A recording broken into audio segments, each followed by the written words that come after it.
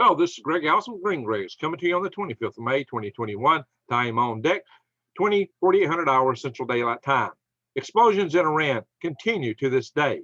As I reported previously, they had been going on quite extensively last summer. Yet right now, about every other day on average, there's major explosions in Iran. What are they? What do they mean? What's it all about? What does it portend for our future? What is to come of all of this? We're going to go all into this. I bring this to you as part of my Eyes Wide Open and Head on a Swivel series so that you can know what you need to know to be prepared for the times that are coming, so that you can know that indeed it is important to prepare. So we'll talk about that at the very end, what you need to do. So we'll go through this, but I bring you a lot of stories. I bring you stories about how to garden, how to grow your own food without having to go to the stores, how to eat from the weeds and the trees, how to live basically out of the woods doing that. So I bring so much to you here, and we're helping organized tribes. I ask you to subscribe to my channel and bang the notification bell if you've not already done so. But in addition to the free food you can get from the weeds and the trees, you need to stock up for these times coming ahead. And in that venue, I have the perfect deal. There is a new deal here with $200 off for a 3-month supply of food that lasts 25 years. Yes, these nice buckets here. They lightweight, freeze dried. Go to prepwithgreg.com, prepwithgreg.com, and you'll get $200 off a 3-month supply of this good stuff. It gives you 2,000 calories a day, breakfast, lunch, and dinner with desserts and drinks. A deal that make you a winner. So don't forget that. It's good real food, and you just can't beat what comes to you from My Patriot Supply. It's lightweight, my friends. And check on the My Patriot Supply logo there, and you can go into that and find all kind of other prepping supplies, you know, from the stuff you use out in the bush and camping to water and air filtration and so forth. And a lot more options on long-term storage food. Prepwithgreg.com. Check that out. Oh yeah, for a 4-week supply, which is 2 of those buckets, you actually get $50 off. Great deals. Can't beat it. Check it out. All right, enough said. See, explosions in Iran have been going on, as I said, every other day. In fact, on the 25th of May, just yesterday, there was an explosion at the headquarters of the Iranian Revolutionary Guard Corps Air Base in Garmdayri. Yeah, excuse me, my Farsi is a bit rusty, okay? Garmdayri, west of Tehran. And I know Monday, prior to that, there was a fire at the Kagan Petrol Refinery, the KPRC, on the Persian Gulf. Now that occurred just one day after an explosion and affected a major drone factory in the center of Tehran. And this drone factory is the drone factory that has been accused of being the cause of drones. Interesting, just totally coincidental, right? Of course, this is all totally coincidental. Well, the Iranians claim that the so-called explosion at their oil refinery was just a dumpster fire, yet smoke was seen billowing from warehouses. So yeah, their reports versus what witnesses seen doesn't exactly match for some reason. Well, the Kagan oil refinery was actually opened just a few months ago by the Iranian president Rouhani, and Rouhani and the Ayatollah regime there were expecting fully this facility to bring them $1 billion a year in revenue, something Iran has been sorely lacking for. And of course, as you know, who's buying most of the oil from Iran is, our good friends, the People's Republic of China. Anyway, hey guys, let me throw out my little caveat. There's good people in every country, every race, religion, color, creed, from every city, hamlet, village. There's good people from everywhere. It's good and bad. People are people. It's just the governments and the political situations that get people kind of stirred up, and it's usually the leadership. So, if we could somehow just react person on person, things wouldn't be quite like they are, I don't think. But, hey, we did knock out the president of Iran, who was democratically elected in the 1950s, and installed a tyrant, the Shah of Iran, and the people hated and resented that because he was brutal. But they jumped from the fire to from the skillet to the fire, maybe, when they installed the Ayatollah regime, because a lot of Iranians do not like the Ayatollah regime. And maybe that's part of the answer to what's going on here. So in this case, Iran, can't determine what the cause is. Officially, it's still under investigation.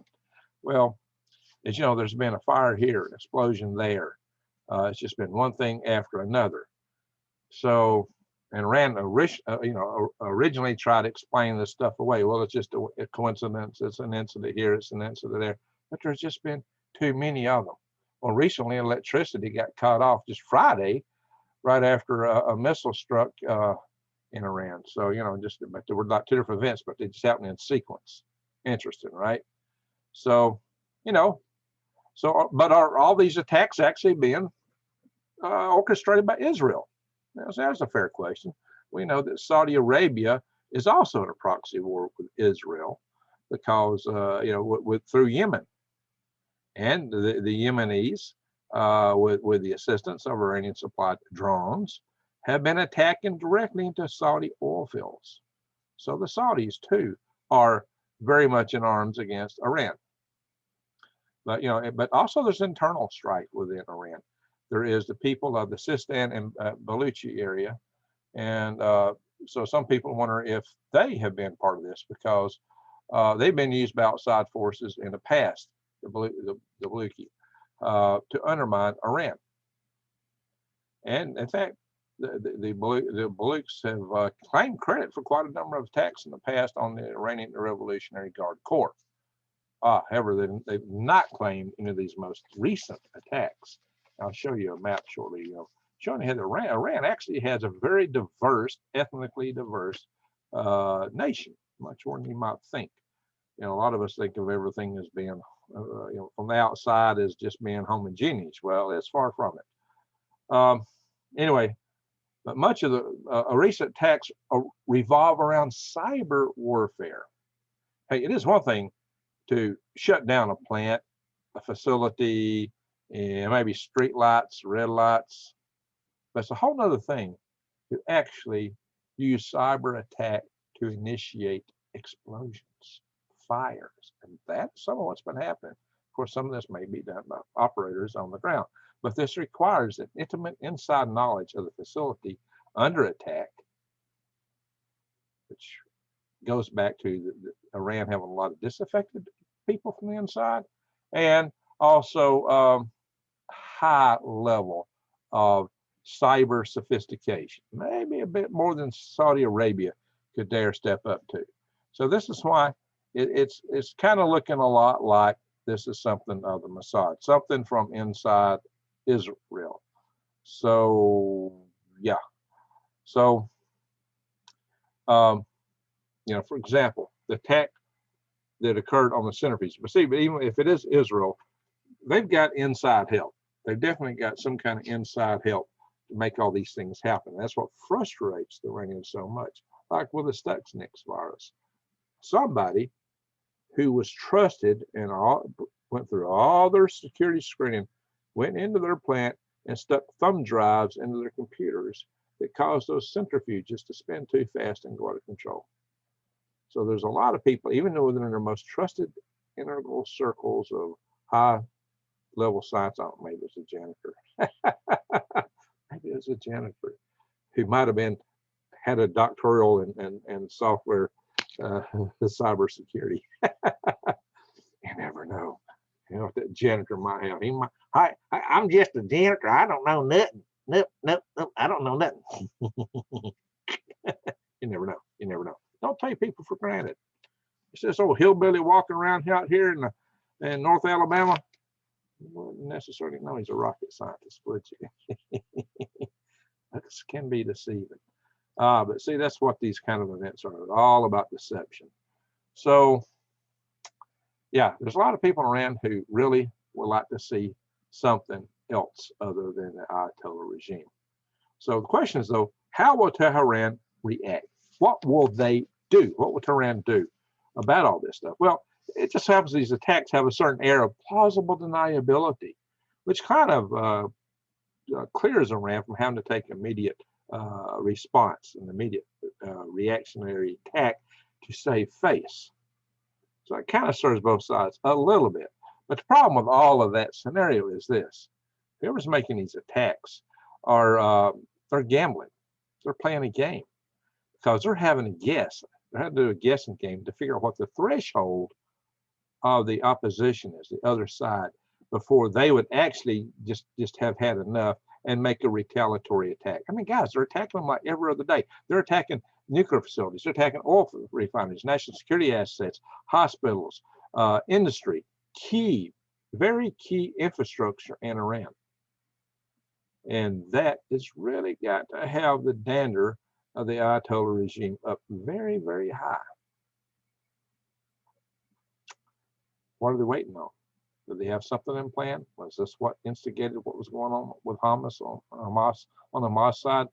Or did Israel instigate that just so that they could have an excuse to clear their back door, like I said in a previous video, to enable them to better focus on Iran? Is something coming? Maybe not just yet, but maybe. It may be all conditional on what's coming up. We're going to talk about that. We're going to talk about it in terms of the so-called peace negotiations taking place right now with the U.S., well, and Iran. So we're going to go into these things briefly in a little bit, and then we'll talk about things you ought to do and what this might mean for us all. So really, this whole thing is a very risky business, fraught with the potential for miscalculations. How far can you go? How far can you push and poke the animal into the corner before it lashes out biting? And when it lashes out, is it going to get you, or is your pokey stick going to defend you? Good questions, right? So far, though, these attacks seem to have more of a psychological purpose than anything else. They've been unnerving to the Iranians, and that the Ayatollah regime, and that they can't stop it, they can't contain it. It just keeps happening. All their key, it's like somebody's telling them, "We know where you live, and we can get you, and we're playing with you right now, so you better watch it." And so it may be a warning message of sorts. Or maybe it's just getting things prepared for a bigger off. What do you think? Tell me in those modes. Do you think it's nothing at all? Maybe it's just the Malikis. Maybe it's Saudi Arabians.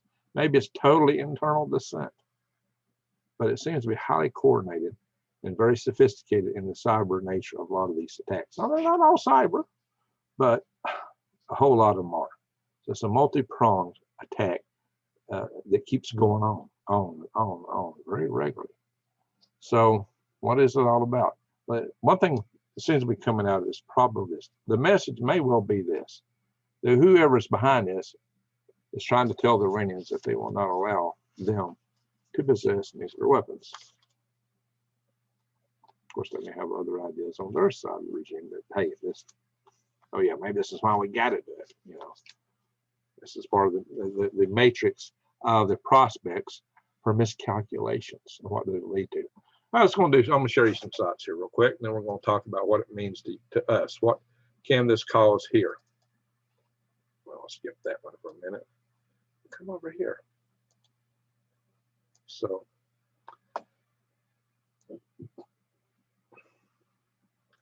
last in Iran. This is the factory. Blast right here. Check this out, guys. A Nargostar chemical and fireworks factory, as they call it. Yeah. Well, this is also thought to be their drone factory, I believe.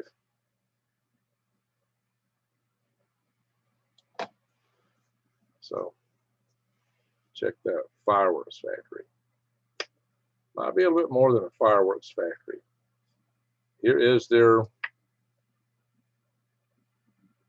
large fire at the refinery.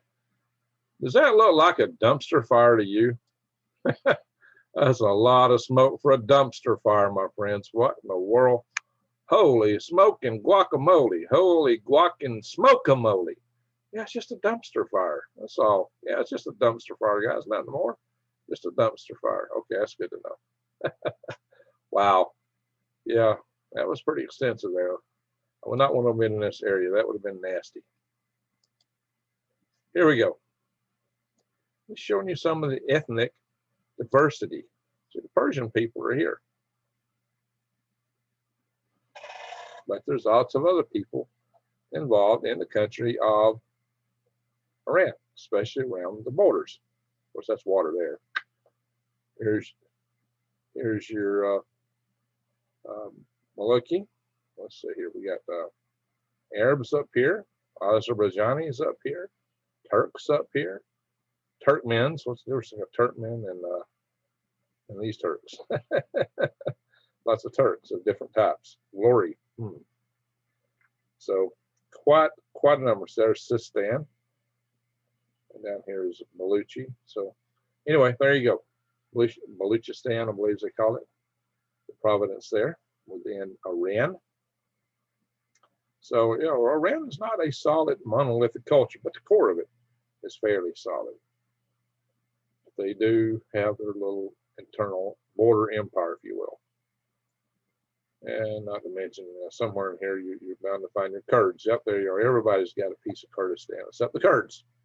Everybody's got a piece of Kurdistan except the Kurds. Poor Kurds.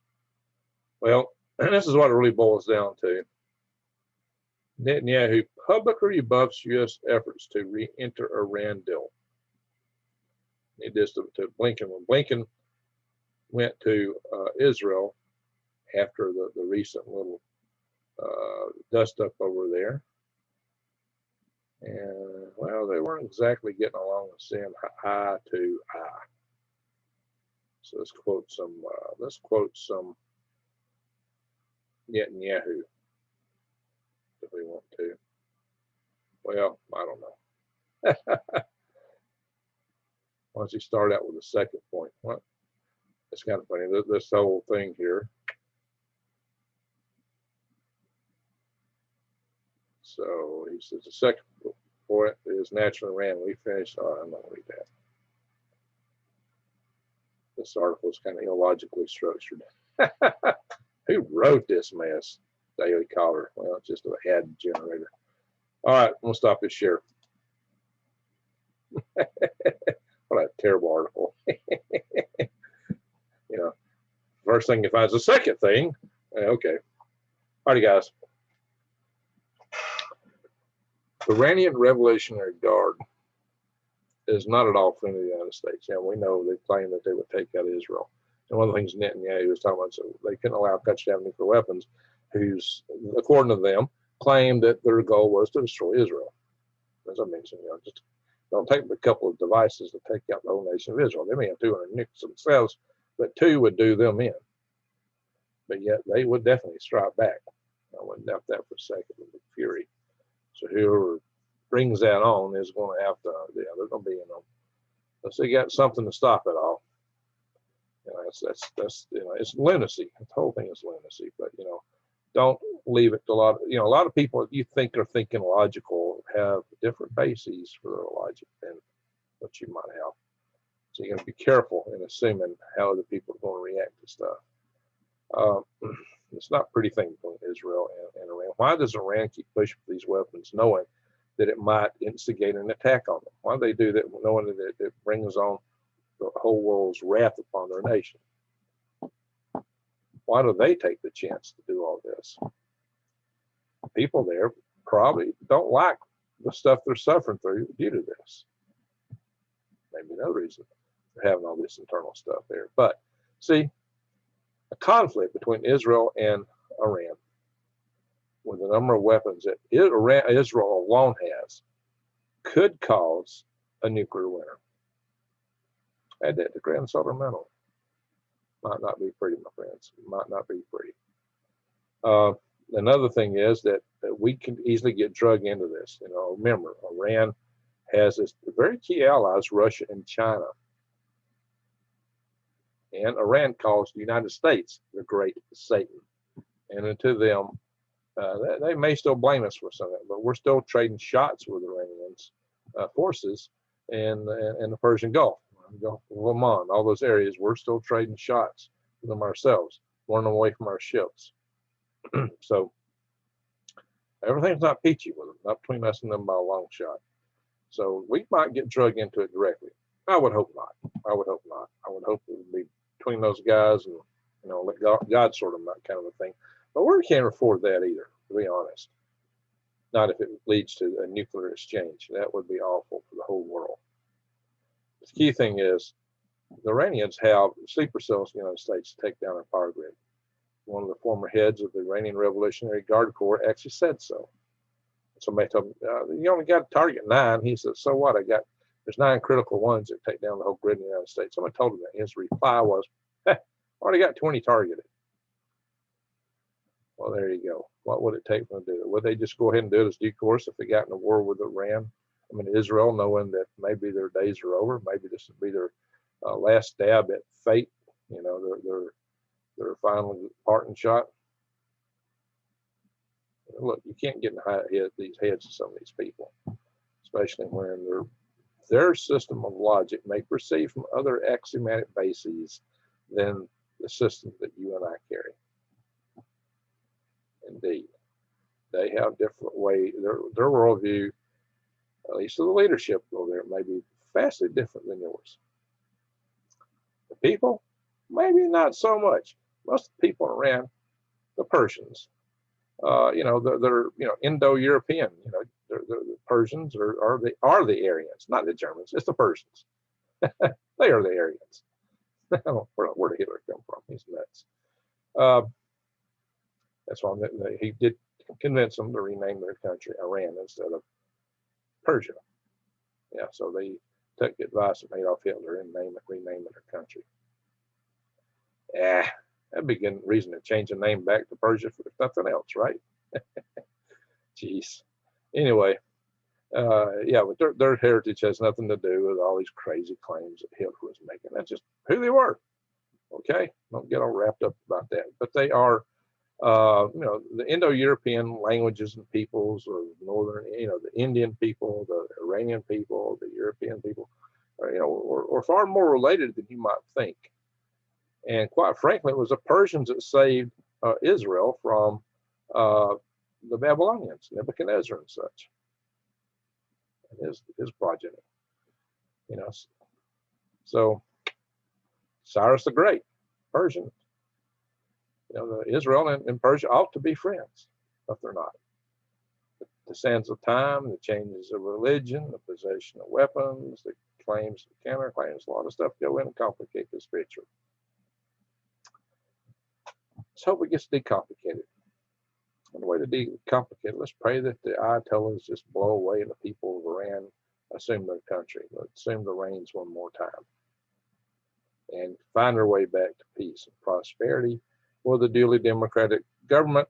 And hopefully our country won't decide to take out the next duly elected president. We're a lot of politics. And the Dulles family that ran the CIA and other agencies made a lot of decisions that we're still paying for today. Not just in Iran, but many other places. We are paying dearly for some of those great decisions they made. Oh well. It is what it is. It's water in the bridge now. Let's hope we can find a way to patch fences in the future. But in the meantime, let's hope that some of these regimes that are all heck bent on warfare step down.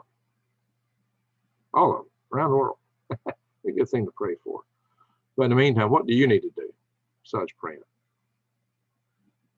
You need to get ready. You need to prepare, because we could lose our power grid. Solar storms are coming back. We should do one on that. Also, China has just threatened Australia, very much so.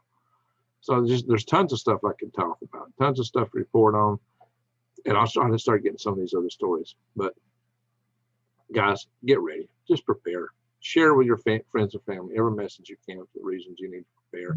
Inflation, food shortages, just too many things. Anyway, thank y'all very much for watching.